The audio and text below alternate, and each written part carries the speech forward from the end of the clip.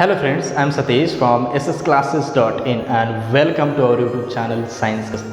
दोस्तों chemical reactions and equation इसी chapter का ये हमारा नेक्स्ट वीडियो है। इसमें हम देखेंगे what are the factors which are affecting on rate of the reaction. Rate of the reaction कौन से फैक्टर्स पर डिपेंड होता है, ये हम इस वीडियो में कंप्लीटली वो फैक्टर्स डिटेल्स में जानेंगे। So let's start this video.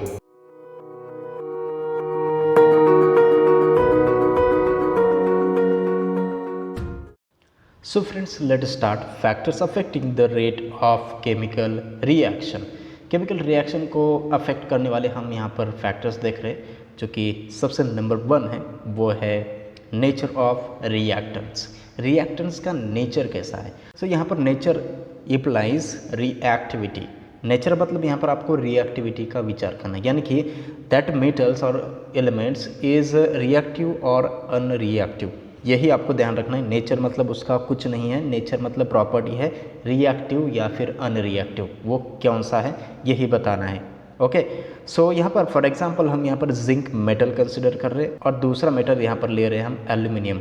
सो यहाँ पर आप अगर देखेंगे तो दोनों मेटल आपको पता है डिफरेंट है, लेकिन इनके रिएक्टिविटी आपको पता होनी चाहिए, वो कैसी है देखते हैं। सो सबसे पहले हम क्या करेंगे, इनको डाइल्यूट HCl के साथ रिएक्ट करेंगे।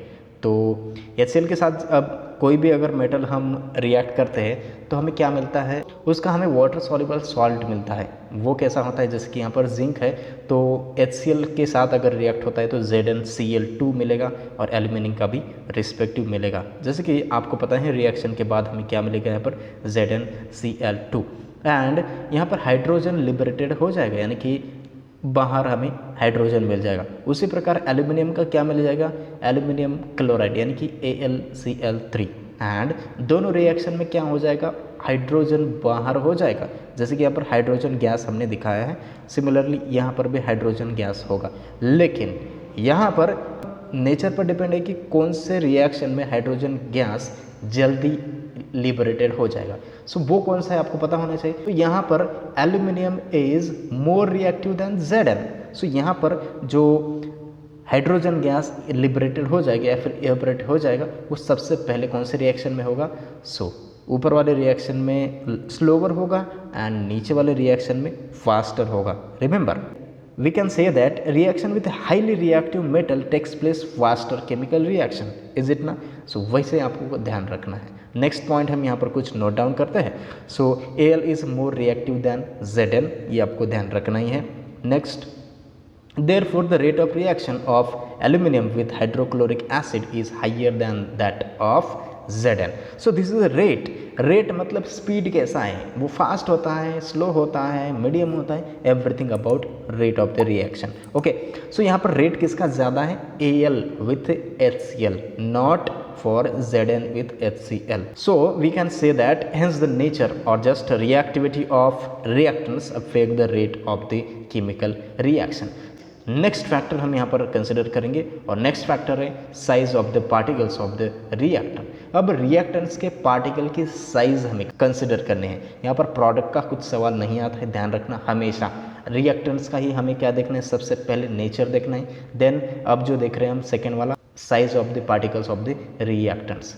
फॉर एग्जाम्पल हम यहाँ पर ये शाहाबाद टाइल का जो हमें रिएक्शन है वो HCl के साथ करना है, डाइल्यूट HCl के साथ करना है। रिमेंबर डाइल्यूट HCl के साथ हम रिएक्शन करेंगे तो हमें क्या मिल जाएगा, यहाँ पर सबसे पहले CO2 यहाँ पर इफरवेंसेस मिलेंगे, यानी कि बबल्स मिल जाएंगे CO2 के। बट यहाँ पर स्पीड मैटर करता है, यानी कि रेट ऑफ द रिएक्शन कौन सा स्लोअर है एंड कौन सा फास्टर है, वो कैसे डिपेंड है, वो साइज पर डिपेंड है। चलिए हम यहाँ पर क्या करते हैं, अब powder of Shahabad tile, Shahabad tile का हम पाउडर ले लेंगे। ऊपर क्या लिया था, डायरेक्ट हमने फर्श के टुकड़े टुकड़े लिए थे ऐसा मान के चलिए, और HCl में उसको इमर्स किए थे। अब हम क्या कर रहे हैं, पाउडर लिया है और पाउडर को हम क्या करेंगे, यहाँ पर HCl में डाल देंगे तो हमें क्या मिल जाएगा, CO2 की इफरवेंसेस मिल जाएंगे, राइट ना। बट आप समझ चुके होंगे कि फास्टर किसका है, तो फास्टर यहाँ नीचे जो पाउडर हमने लिया है वो फास्टर है एंड ऊपर वाला स्लोवर है। एक दूसरा एग्जांपल हम देते हैं यहाँ पर, अगर आप क्या करेंगे, एक बड़ी वाली शक्कर है जो कि आप पानी में डालेंगे डिज़ोल्व करने के लिए, तो आपको पता चल जाएगा उसको सपोज डिज़ोल्व होने के लिए 10 मिनट लगते हैं। लेकिन अगर एक चीनी है, एकदम बारीक शक्कर है, उसको अगर पानी में डालेंगे तो उसका यकीनन टाइम बहुत कम होगा डिजॉल्व होने का। यहाँ पर आपको समझ में आया होगा। सो यहाँ पर हम नोट डाउन कर सकते हैं, the above observation indicates that the rate of the reaction depends upon the size of the particles of the reactants taking part in the reaction. And so we can say that smaller the size of the reactant particles, higher the rate of the reaction. So size of the particles of reactants affecting on rate of the chemical reaction. So this is a second factors which are affecting on the rate of the reaction. So next one, third one, concentration of the reactants. reactants का concentration भी बहुत ही important है जो कि rate of the reactions को affect करता है. So let us consider one more example, calcium carbonate यहाँ पर हमने लिया है, उसको क्या करेंगे हम यहाँ पर डाइल्यूटेड HCl में डालेंगे. सबसे पहले देखिए कॉन्सेंट्रेशन इंपॉर्टेंट, कॉन्सेंट्रेशन यहाँ पर हम दो प्रकार का कंसिडर करेंगे. एक तो डाइल्यूटेड होता है जिसमें HCl की मात्रा कम होती है, जिसमें पानी ज़्यादा होता है, इसको हम डाइल्यूट बोलते हैं. कॉन्सेंट्रेटेड किसको बोलते हैं, जिसमें पानी बिल्कुल नहीं होता या फिर स्मॉल अमाउंट में पानी होता है, वाटर होता है, इसको हम डाइल्यूशन बोलते हैं. ओके, सो डाइल्यूशन कम करना है, यानी कि उस पर्टिकुलर कंपाउंड के यहाँ पर HCl, तो HCl की हमें क्या करना है, परसेंटेज ज़्यादा लेनी, उसको हम बोलते हैं कॉन्सेंट्रेटेड. डाइल्यूटेड के साथ अगर करते हैं रिएक्शन तो CaCO3 यहाँ पर डिसअपियर हो जाता है, जो कि स्लोली जब डाइल्यूटेड के साथ रिएक्शन होता है तब. Remember this. And whenever we consider CaCO3 with reaction concentrated HCl, तब क्या होगा, यहाँ पर जो यहाँ पर CaCO3 हो वो फास्टली डिसअपियर होगा. यह रिएक्शन यहाँ पर कॉन्सेंट्रेशन का मैटर करता है. तो यहाँ पर concentration of reactants very important माना जाता है. सो हम यहाँ पर कह सकते हैं कि concentrated acid reacts faster than diluted acid और dilute acid, which means the rate of the reaction is proportional to the concentration of reactants. मतलब concentration of reactions बहुत इंपॉर्टेंट, जो कि प्रोपोर्शनल है, मतलब ज़्यादा कॉन्सेंट्रेशन लेते तो ज़्यादा रेट ऑफ रिएक्शन होगा, कम लेंगे तो कम हो जाएगा. राइट ना. Next, hence we can say concentration of reactants are affecting the rate of a chemical reaction. So this is a factor number 3. Now consider factor number 4, and this is the factor number 4, temperature of the reaction. Completely overall reaction का हमें क्या करना है, temperature देखना है जो कि reaction को अफेक्ट करता है. यहाँ पर बुक में से ही आपका SSC बुक में से एग्जांपल लिया है हमने. यहाँ पर डिकम्पोजिशन ऑफ द रिएक्शन है. डिकम्पोजिशन रिएक्शंस क्या है, आप नीचे डिस्क्रिप्शन में वीडियो देख सकते हैं, हमारा ही वीडियो है, और उससे पढ़ सकते हैं डिकम्पोजिशन रिएक्शन क्या है. ओके, सो यहाँ पर CaCO3 इसको हम लाइमस्टोन बोलते हैं. Okay, so in this activity the lime water does not turn milky before hitting the limestone. यहाँ पर हमने एक्टिविटी में देखा था कि जब हम उसको हीट करते हैं तभी वो टर्न होता है मिल्की में. ओके, वाइट मिल्की में होता है, लेकिन जब हम उसको हीट नहीं करेंगे तो वहाँ पर बिल्कुल भी रेट चेंज नहीं होगा, ज़ीरो रेट होगा. तो यहाँ पर टेम्परेचर मैटर किया है इस पर्टिकुलर रिएक्शन में.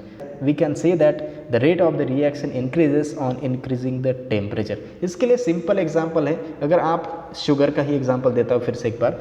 शुगर आप पानी में डालेंगे, ओके, और उसको बिना टेम्परेचर के अगर रखेंगे तो उसको डिज़ोल्व होने में बहुत समय लग जाएगा. राइट ना.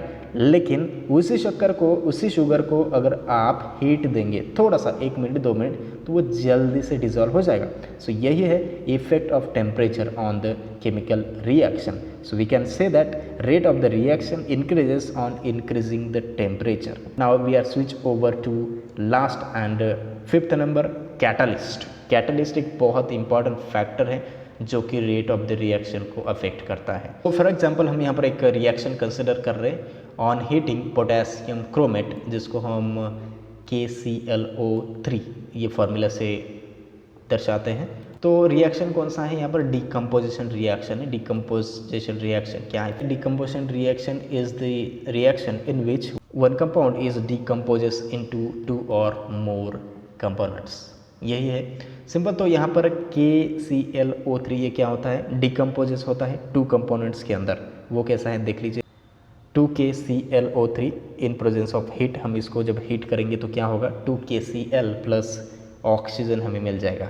ओके, बट यहाँ पर अगर इस रिएक्शन का, इस पर्टिकुलर केमिकल रिएक्शन का अगर रेट हमें इंक्रीज़ करना है, बढ़ाना है, तो यहाँ पर कोई भी फैक्टर जो हमने पहले देखा है, जैसे कि पार्टिकल साइज़ देखा है, उसके बाद कॉन्सेंट्रेशन देखा है, उसके पहले नेचर ऑफ द रिएक्टेंट देखा है, ये कोई भी यहाँ पर rate of the reaction increase नहीं करेगा। बट एक अदर ही मैटर है, एक अदर ही कंपोनेंट है जो कि इस रिएक्शन का रेट ऑफ द रिएक्शन बढ़ा सकता है। वो कौन है, चलिए। तो ये रिएक्शन कैसे स्लोली हो जाता है, डिकम्पोजिशन बहुत ही स्लो हो जाता है। लेकिन अगर हम इस पर्टिकुलर रिएक्शन में MnO2 मैंगनीज डाइऑक्साइड का अगर पाउडर मिलाते हैं तो ये कंपोनेंट क्या करेगा, ये पर्टिकुलर एक फॉरेन मटेरियल क्या करेगा, इस रिएक्शन का रेट बढ़ा देगा, इस रिएक्शन का रेट बढ़ा देगा। तो हम बोल सकते हैं ये रिएक्शन बहुत ही फास्ट हो जाएगा, decomposition in presence of MnO2। So what is mean by catalyst? The substance in whose presence the rate of a chemical reaction changes without causing any chemical change to it is called a catalyst. Simple definition है, कोई भी एक foreign substance है जो कि जिसके presence में rate of reaction change होता है, इंक्रीज होता है मैक्सिमम केसेस में, बट केमिकल चेंज कुछ भी नहीं होता है, उसमें चेंज कुछ नहीं होता है, और वो जो पर्टिकुलर कंपोनेंट है, पर्टिकुलर कोई भी मटेरियल है, सब्सटेंस है, MnO2 जैसा कोई भी, तो वो उस रिएक्शन में पार्ट नहीं लेता। ये भी इम्पॉर्टेंट है।